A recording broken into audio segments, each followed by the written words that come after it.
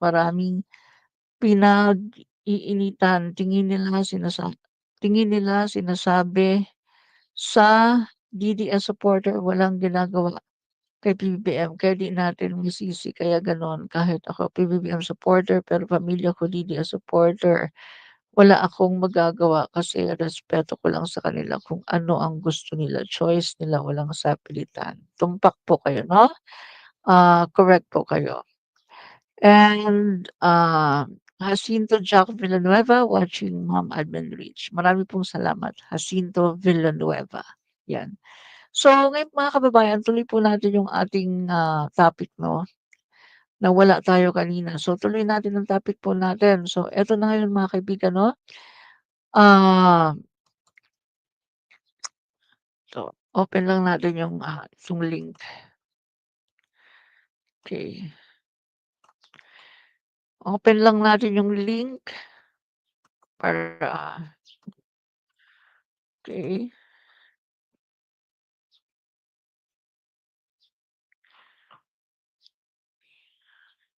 sandali lang.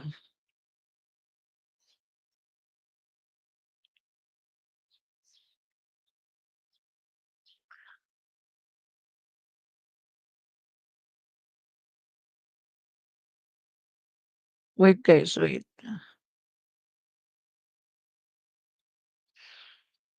Ganito, eh,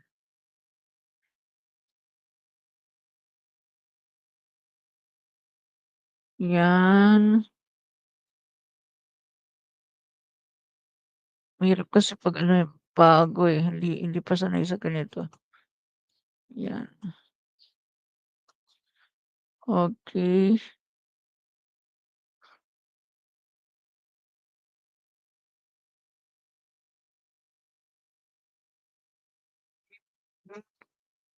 Mhm, hmm,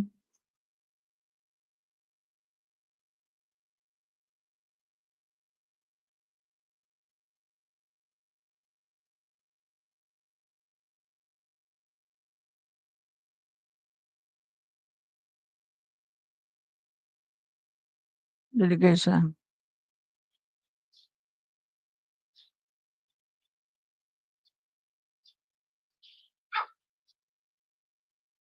Mhm, dito ko na nga i-open sa ano, pambihira. Dito ko na lang i-open, 'yan. Okey,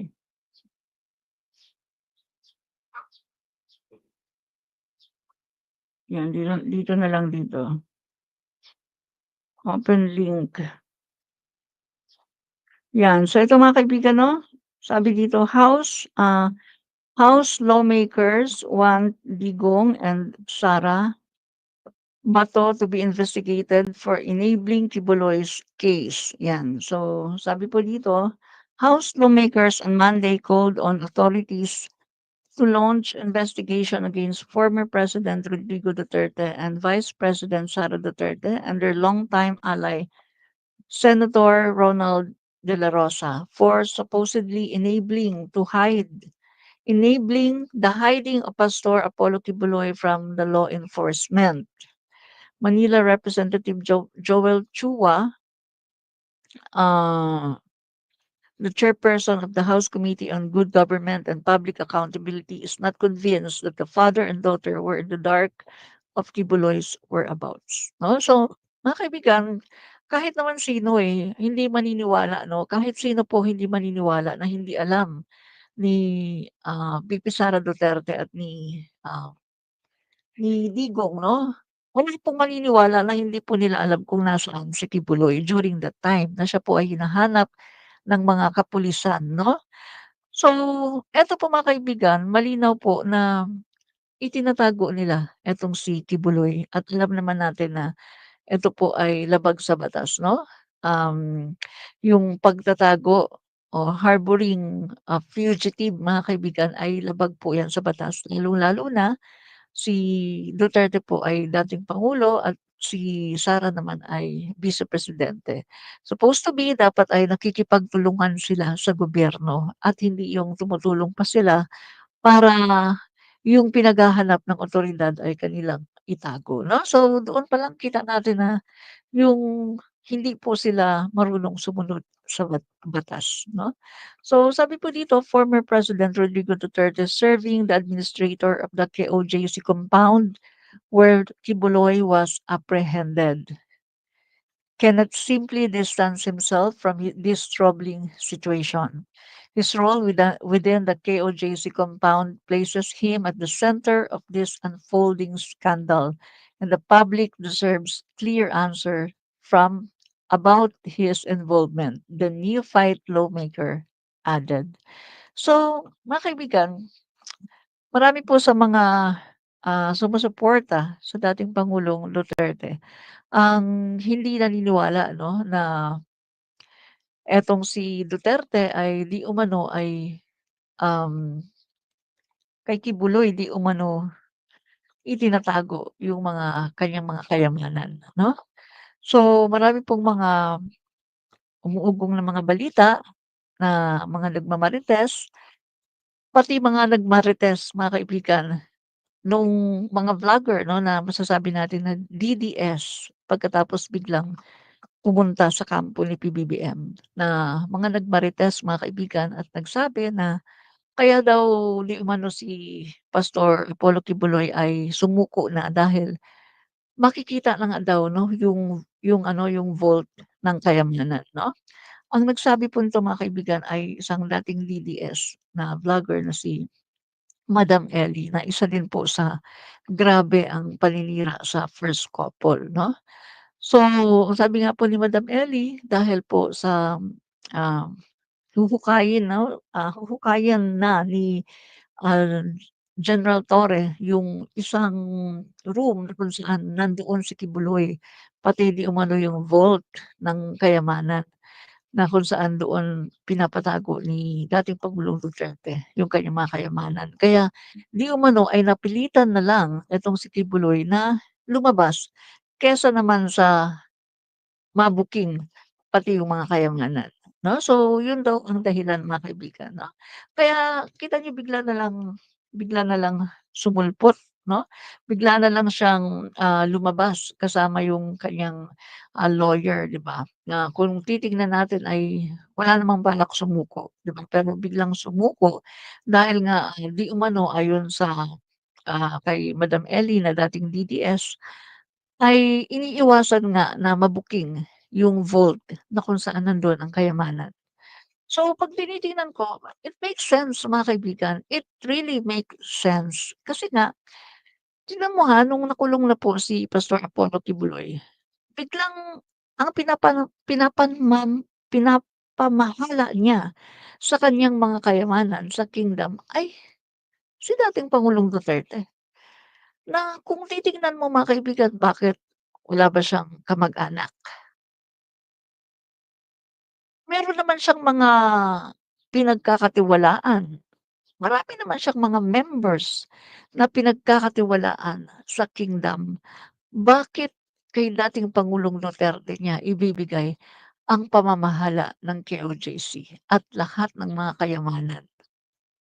Sense mga kaibigan, kung ikaw ay isang tao na gumagamit ng common sense, mapapaisip ka, oo nga naman ano.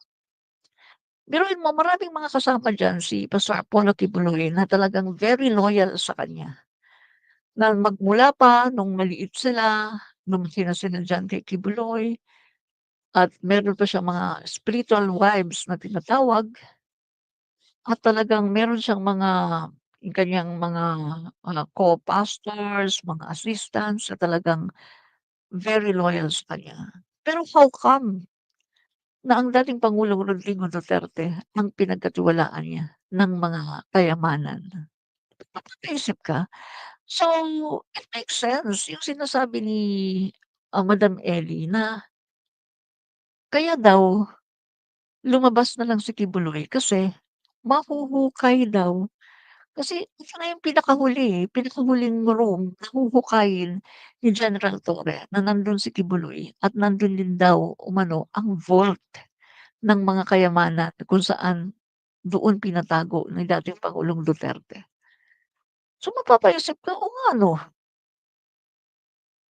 kung iko-connect-connect mo mga kaibigan 'no, so yung conspiracy theory dito kung iko-connect-connect mo yung mga nangyayari, bakit nga ba si dating Pangulong Duterte ang pag-iiwanan niya ang magiging administrator ng kaniyang mga kayamanan, gayong napakarami niya mga loyal na mga naglingkod sa kanya sa KOJC at wala ba siya kahit close na mga kamag-anak?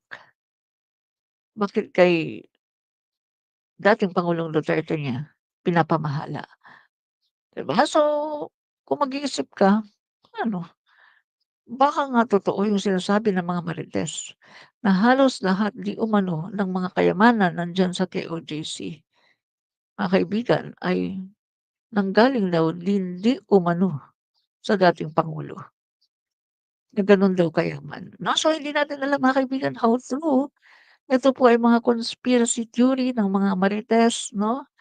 At nung ibang mga, dati na DDS na biglang pumunta sa kampo ni PBBM.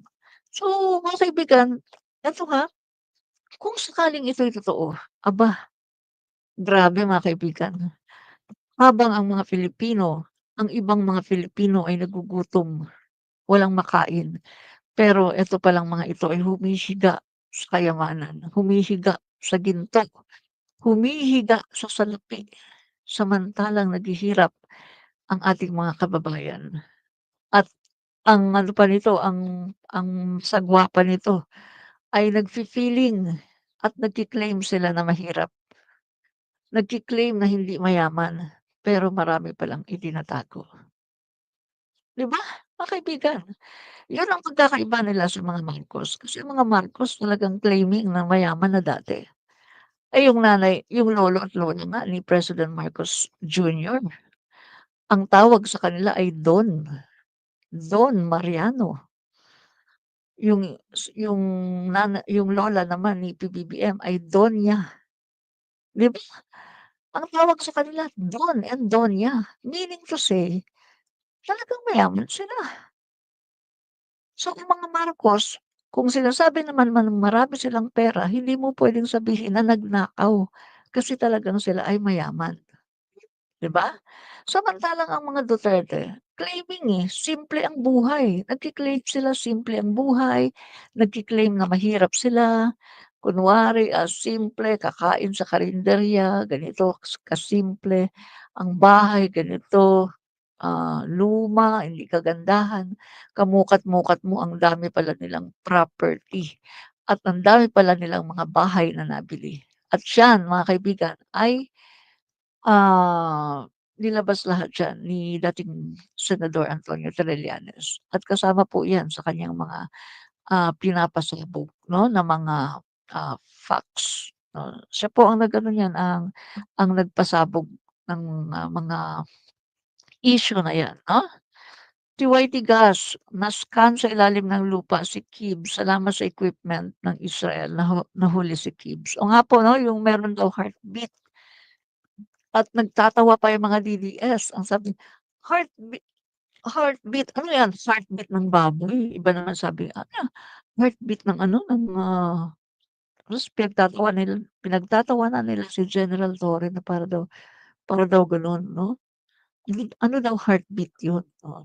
Yung pala totoo naman pala ang sinasabi ni General Torre na talagang meron siyang naririnig na heartbeat 'no, heartbeat ni Kibuloy. So, ganyan po ngayon ka-high-tech mga kaibigan. Magtago ka man ng ilang feet 'no, under the ground hindi ka po makakawala.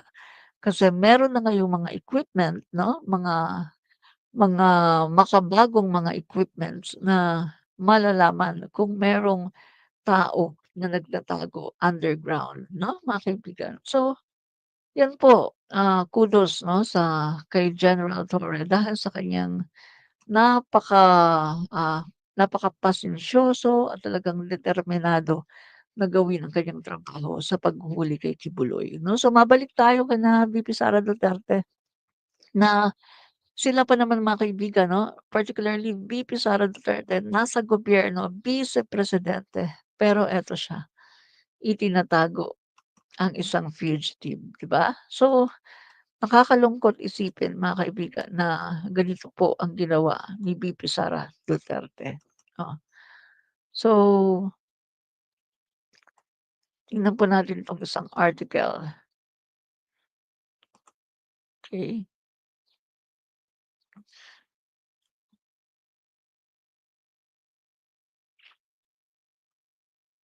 Oo,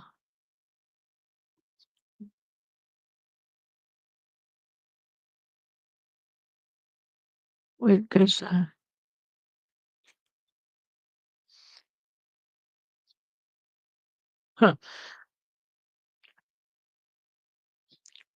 nakakalungkot isipin na kapag gano'n mga kaibigan 'no, na itinatago ang fugitive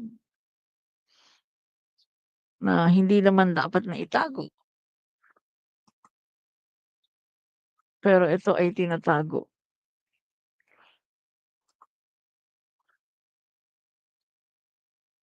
okey.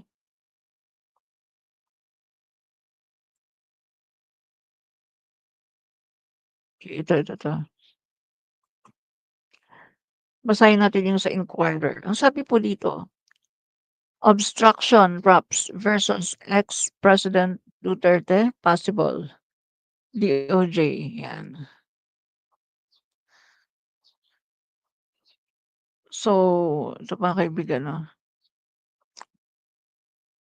so hindi lang po ito kay dating Pangulong Duterte kundi maging po kay, Vice Presidente. Dahil siya po mga kaibigan ay talagang, sinabi niya na hindi daw niya ang pagkakaalam daw niya mga kaibigan, si dating Pangulong Duterte ay, si dating, pastor 'no, Kibuloy ay nasa langit na. So kayo ba, during the time naniwala ba kayo na nasa langit na siya, 'di ba? Siyempre hindi, 'di ba?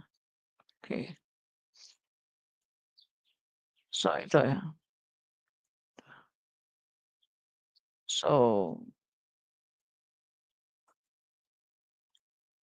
the statement of the former President Duterte, because he was asked if he knew where Kibuloy, he said he does not know, but it's a secret.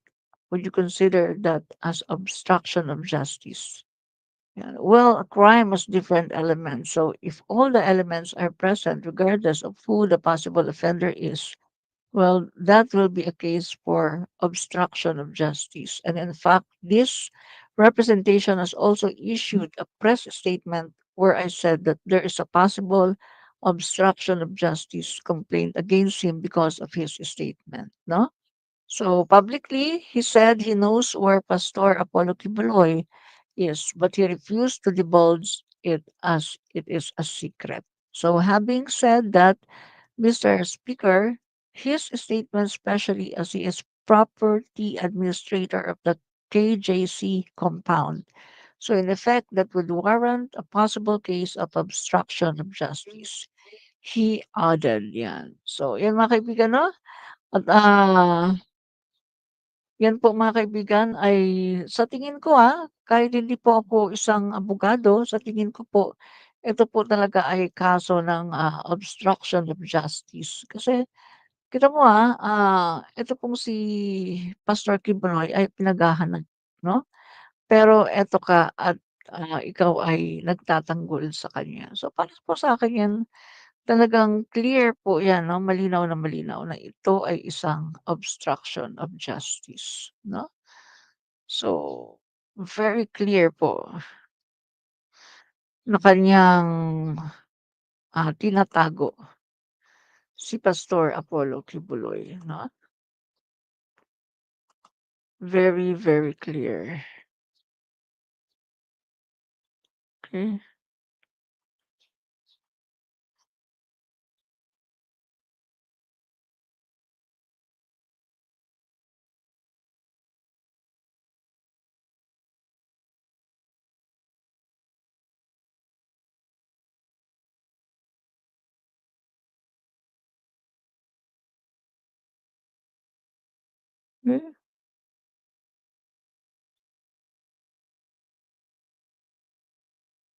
Eh, nawawala na naman yung aking ano,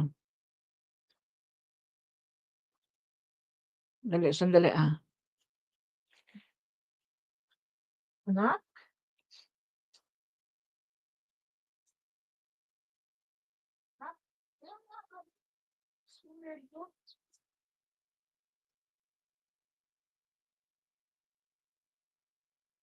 Hindi ko makita yung StreamYard ko.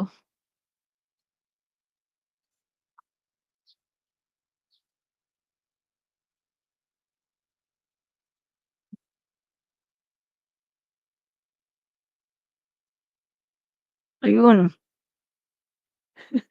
saan siya nakalagay anak?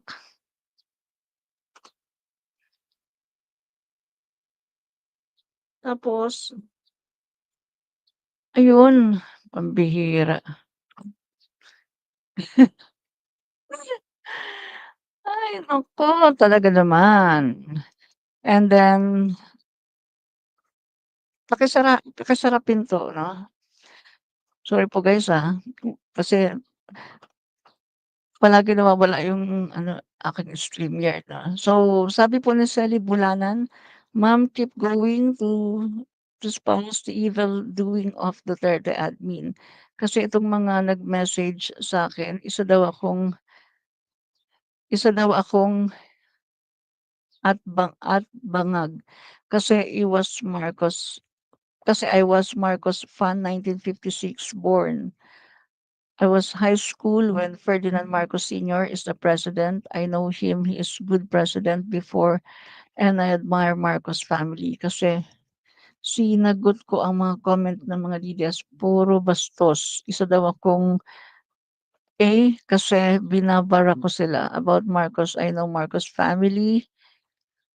They are educated and maka-Diyos. Nakakainis kasi yung mga walang pinag-aralan ang mga fan ng mga DDS 'no.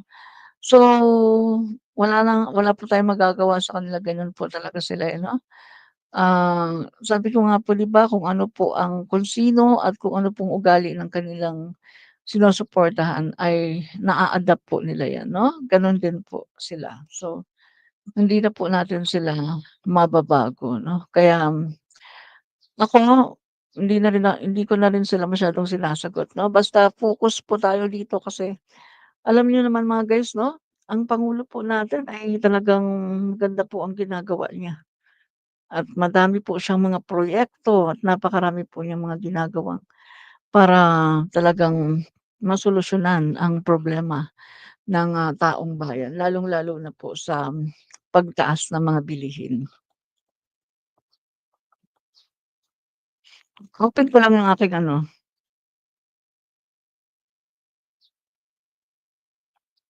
'yan. So, inopen ko lang aking window, 'yan. Kaya yung mga 'yan, hindi na po natin talaga 'yan mababago, gano'n na po talaga sila 'no. And Johnny Retagle, tama po. Opo 'no, ganyan na po talaga sila. So, hayaan na lang po natin sila kung ano pong trip nila.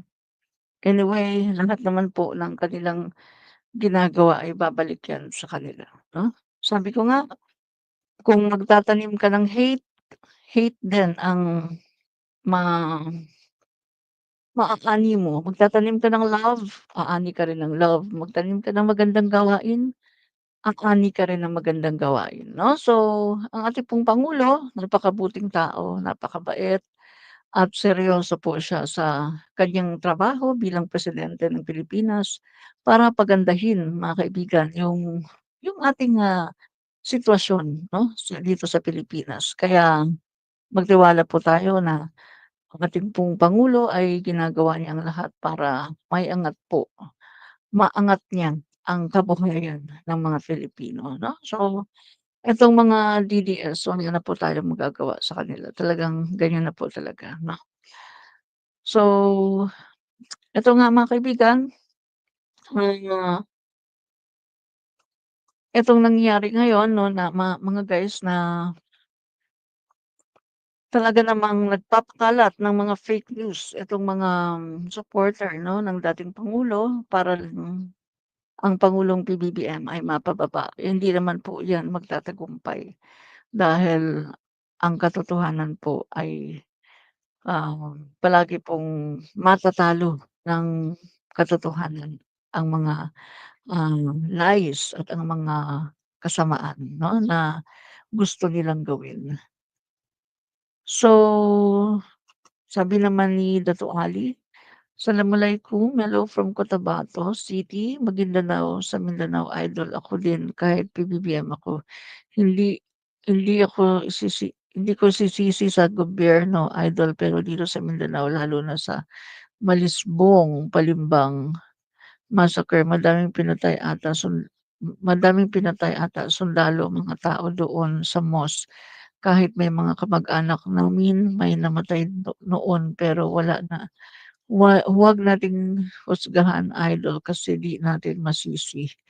Kababayan namin Muslim, marami ayaw kay Marcos pero hindi na sila nagsalita kasi nangyari pero ewan naniniwala sa fake news. A witness siguro nagsabi si tatay. Actually po yung sinasabi na massacre 'no in the time of President Marcos Sr., nasabi na po 'yan ni yung rebelde po, rebel priest, si Balueg 'no, yung priest po na si ano, si Balueg 'no, the rebel priest.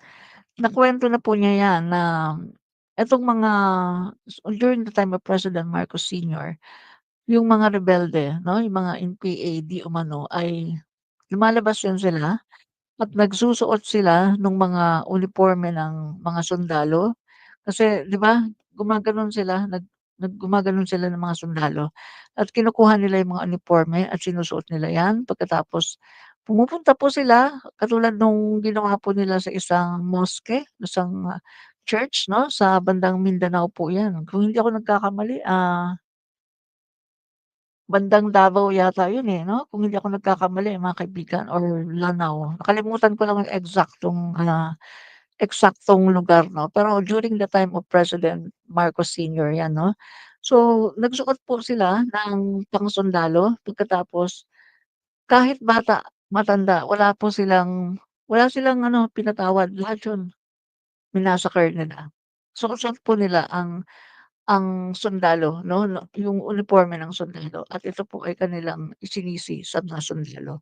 So, during the time po, President Marcos Sr., ganyan po madalas na ang ginagawa po ng mga, NPA, ng mga rebelde ay kumikitil sila ng buhay ng mga sibilyan pagkatapos isinisisi po nila sa militar, sa Armed Forces of the Philippines 'no.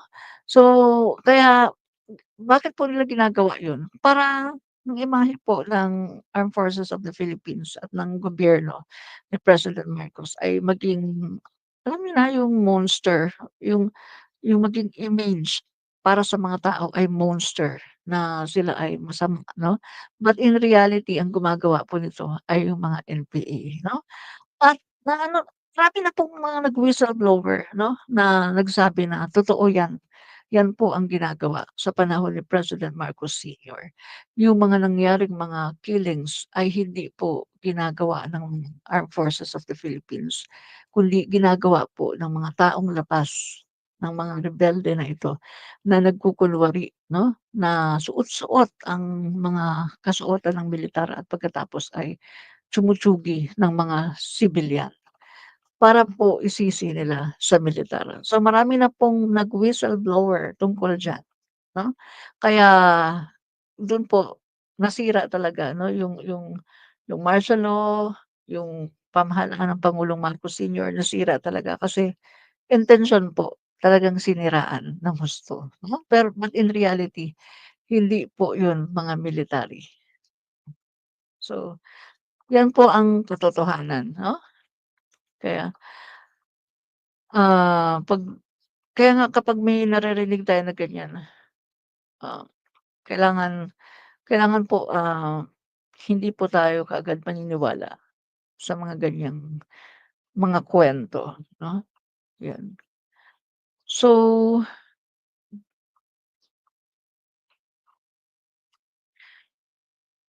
'Pag mga DDS 'no, iisa ang kanilang ano, malalaman mo 'pag DDS, eh, iisa ang kanilang sinasabi 'no, sa comment section, bangag.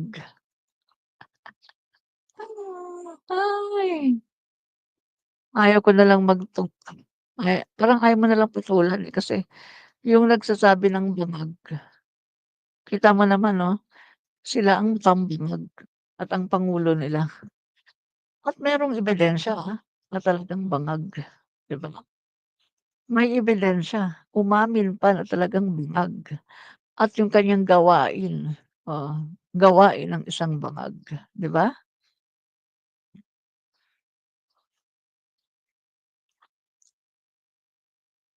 Ah, sabi naman ni Lenny Surigao Tabo-Tabo, 65 na ako at buhay at may isip na noong panahon ng martial law. Masaya at safety kami noon.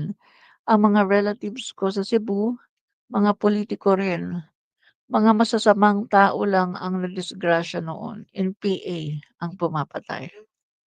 Tama po kayo, Lenny Surigao Tabo-Tabo.